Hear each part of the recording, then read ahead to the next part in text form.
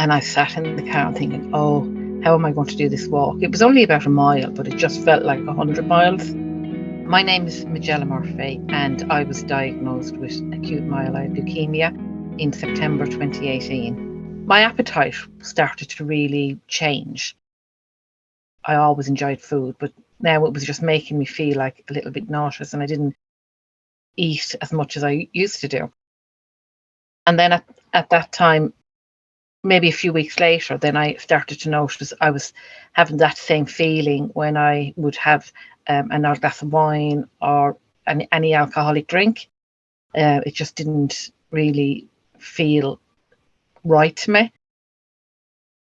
I was never a very active person, but I did make efforts, I suppose, to increase exercise into my life.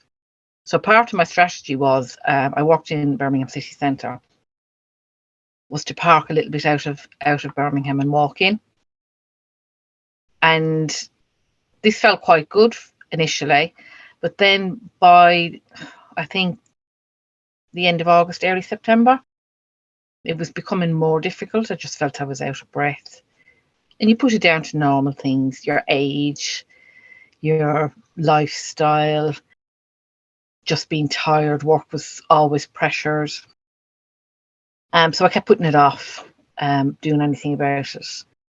But then I decided to go to my GP, who, I rarely see a GP because I had been healthy before this. And my GP was very reassuring and, went through all the questions and checked me out and said she didn't think it was anything serious. But she said, to be on the safe side, because I mentioned maybe vitamin D deficiency, she said she would do a blood test. So she gave me an appointment to go and have my blood test. And because life was so busy, I did delay it for about a week before I went. And I think what forced me into going it was on a Friday. I remember it really clearly. And I got into Birmingham to go to work. And I sat in the car thinking, oh, how am I going to do this walk? It was only about a mile, but it just felt like 100 miles. And I called my boss on the phone and I said, I am in Birmingham. I'm just going to take a casual walk in because I'm not feeling 100%. Went and had my blood test. And then I was just getting ready for bed on the Friday night at about 10:30.